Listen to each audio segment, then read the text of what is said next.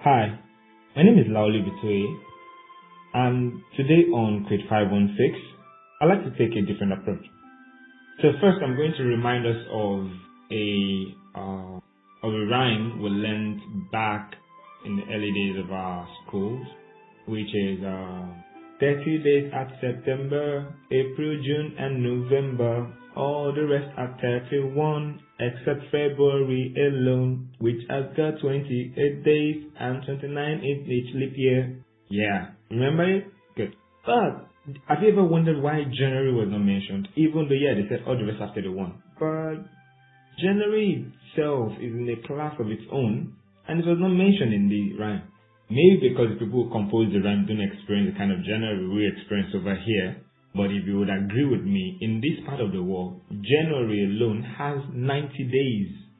Definitely not 31.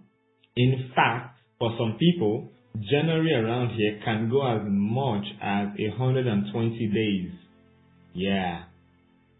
And this is a harsh reality that is usually caused by the financial situations that just generally goes across board based on economic situations, and largely because people had spent much more than they should in the previous month, which was December, the festivities, and all of that. So, here's what I'm trying to do today. This is a new December and another January coming up front. You know, December is usually very short, and then the following January is extremely long. Yeah, so all the days that were taken away from December were pushed and multiplied into January, and it can be very rough. So let's get on a serious note. The usual challenge is the fact that people have spent much more than they should, or much more than they usually do in December. There's a lot of festivities going on, a lot of buying, a lot of spending, lots of partying, hangouts, beach, cruise, and all the whatnot, which are beautiful. They're fine. But it is also important to put a deliberate attempt into the following month, January. I, for one, know that there are a whole lot of people who plan ahead for December, plan ahead for the outings, the hangouts, and everything. They save towards it. They even make trips for it, which is beautiful. That's not bad. I'm just asking now that we do the exact same thing for January. It's usually a rough season, and a whole lot of us get a rough start because that idea we're trying to kick off with in January, we need funds, but we spent it all in December, so we start waiting for January's allowances of salary, that course you're trying to write, that idea you want to start on, anything at all. In fact, it goes as far as having difficulties with personal upkeep because we've spent it all in the previous month. So what I propose is that just the way we plan for December, let's plan for January. And how do we do this? Put some money away somewhere where no roach, no rat, no ant can get to it.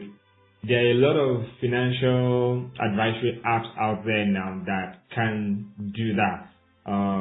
This is not a paid advert, but I recommend I use PiggyVest, and I know that's quite reliable. You can lock the funds away for you to access it only when you want to. So you set the date for probably mid-January, January 10th, 15th, thereabout, when all the festivities all die down and reality begins to dawn, and we're like, oh, there's no money anywhere.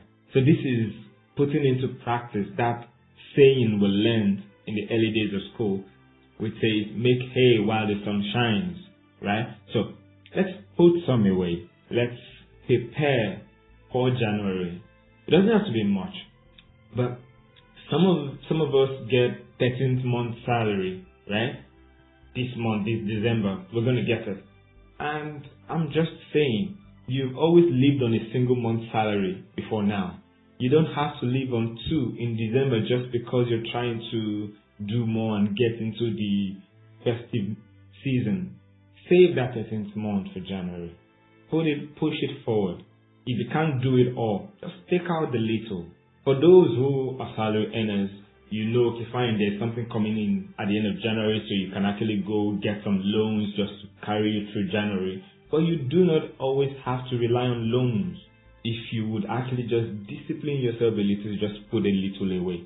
No matter how little you're earning, you can always put a little away. Even if that little is 1,000 naira, it still goes a long way. So I encourage, put some away.